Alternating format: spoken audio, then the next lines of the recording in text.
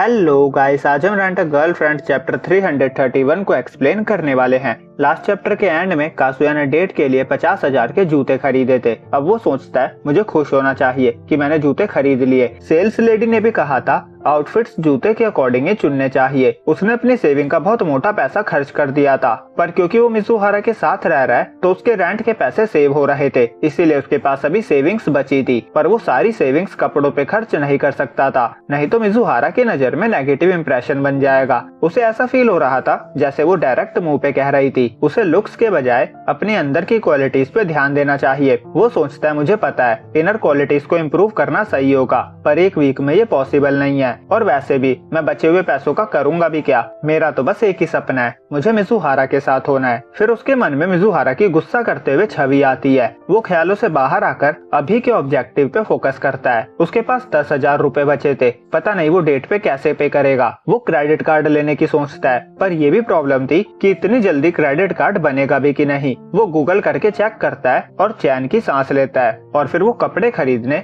Page blue store में जाता है। वहाँ पे सभी ब्रांड्स के कपड़े थे। उसे समझ नहीं आ रहा था वो कहाँ से स्टार्ट करे। वो सोचता है क्या मैं अपने जूते यहीं पहन लूं। कुछ कपड़े जूतों पे अच्छे लगते हैं और कुछ तो बहुत ही बुरे लगते हैं। वो खुद पे गुस्सा करता है क्योंकि उसने कभी मिजुहारा से नहीं पूछा कि उसे किस तरह के कपड़े पसंद है। तभी सेल्स पर्सन कहता है कुछ चाहिए क्या। काजुया कहता है मैं देख लूंगा। वो सोचता है मैं ऑनलाइन भी खरीद सकता हूँ, पर साइज में प्रॉब्लम हो सकती है और डिलीवरी टाइम पे होगी या नहीं ये भी कंफर्म नहीं है, इसीलिए स्टोर से खरीदने के अलावा उसके पास कोई ऑप्शन नहीं था। उसे एक आउटफिट पसंद आता है जो ज्यादा फॉर्मल भी नहीं था और कैजुअल भी नहीं था और सीजन के अकॉर्डिंग परफेक्ट था, और वो जिस कलर के कपड़े पहनता था वो उससे डिफरेंट था जो उसे सही लगता है। तभी उसे याईमोरी का कॉल आता है। वो बताती है वो जॉयपोलिस पहुंच गई है और वो स्टेशन पे मिलने का डिसाइड करते हैं। काजुया इस आउटफिट का प्राइस देखता है, वो 15,000 का था, पर उसके पास तो बस 10,000 ही थे। वो सोचता है पैसे तो है नहीं और मैं इतना सामान कैरी करके जॉयपोलिस नहीं जा सकता, तो वो बिना खरीदे ही चला जाता है। दूसरी तरफ मिजुहारा सोच रही थी मेरे पास अभी भी फ्री टाइम है, मैंने कुछ आउटफिट खरीदे थे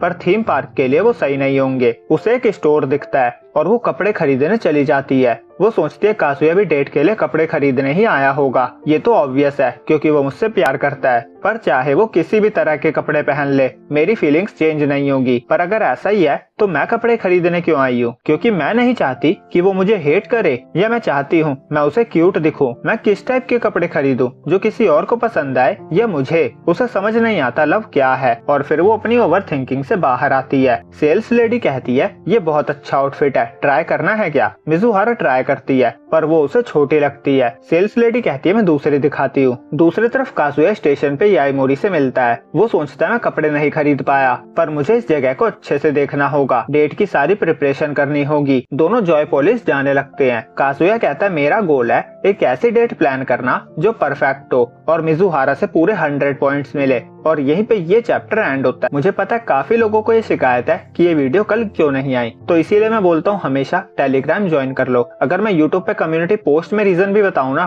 तो कई लोगों के पास तो वो वीडियो जब मैं पब्लिश कर दूंगा ना उसके भी बाद पहुंचेगा और उन्हें लगेगा अगले वीक वीडियो नहीं आ रही है। हालांकि रीजन साफ होता है कि रिकॉर्डिंग ही नहीं हुई, क्योंकि रिकॉर्डिंग का मेरे पास हमेशा इश्यू रहता है, कोई खास प्लेस मेरे पास है नहीं। बस इतना ही बोलूंगा, टेलीग्राम ज्वाइन कर लो, दैट्स इट।